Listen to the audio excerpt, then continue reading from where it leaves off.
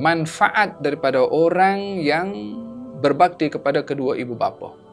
Apa manfaat yang boleh didapat? Kalau di akhirat, memang kita sudah bahaskan sebelum ini.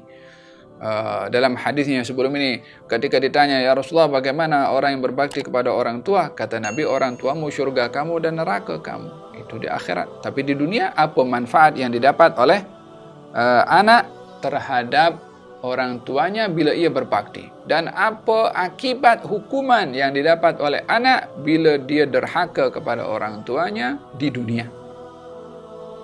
Kita berbicara di dunia.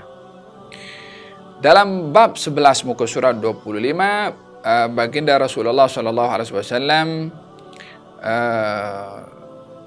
bersabda, "Man barra walidayhi tuba lahu zadallahu azza wa jalla fi umrih."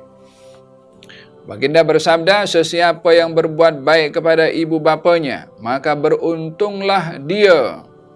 Semoga Allah memanjangkan, yakni memberkati umurnya. Dalam riwayat yang lain, Nabi bersabda, "Man arada an yumidda lahu fi umrihi wa yuwassi' lahu fi rizqihi falyattaqillaha wal yasil rahimah." Barang siapa yang ingin dipanjangkan umur, diberi murah rezeki, maka hendaklah dia bertakwa kepada Allah dan menyambung tali silaturahim. Dalam riwayat yang lain, berbakti kepada orang tua.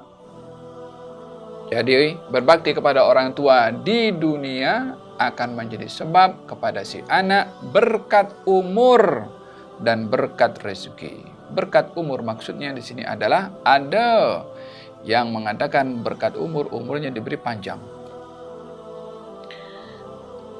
Tentunya dengan dijaga kesehatannya, dengan amalnya. Ada yang mengatakan berkat umur, maksudnya umurnya itu kekal seperti ditetapkan oleh Allah Subhanahu wa taala ketika berada dalam kandungan ibu. Namun masa yang diberikan pada umur itu amalnya sama dengan masa dan umur yang Allah berikan kepada orang lain yang lebih daripada dirinya. Yakni kalau umurnya 60 tahun, macam amal ibadah orang 80 tahun atau lebih. Itu berkat umur.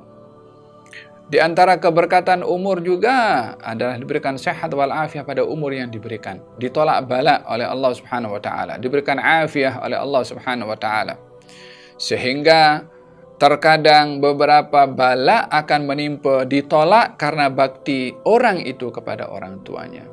Terkadang beberapa penyakit akan mengena kepadanya, tertolak karena bakti orang itu kepada orang tuanya. Sehingga dengan demikian, berbakti kepada orang tua menjadi sebab barakah pada umur dan barakah pada rezeki. Dan hadis ini memberikan kepada kita penerangan, kalau kita mahu dapat umur yang panjang, yang berkat, kita pun hari-hari kan doakan umur panjang kan. Orang pun kalau birthday pun kita minta semoga umurnya berkat, umur panjang umur.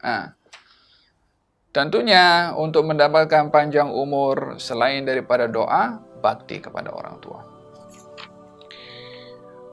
Sebaliknya, orang yang dia derhaka kepada orang tuanya, fil hadis dinyatakan baginda bersabda, tidak ada hukuman yang paling cepat diberikan oleh Allah kepada seseorang di dunia melebihi daripada hukuman yang dipercepat kepada orang yang derhaka kepada orang tua. Yakni ingin memberitahukan bala ini akan kena cepat kepada seseorang di dunia sebelum di akhirat karena perbuatan orang itu derhaka kepada orang tua.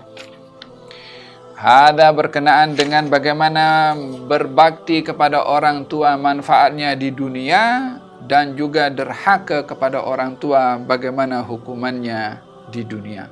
Di akhirat jangan tanya bagaimana pemberian pahala yang besar dan juga hukuman yang berat bagi orang yang derhaka. Bagi yang taat dapat pahala yang lebih besar daripada apa yang didapat di dunia.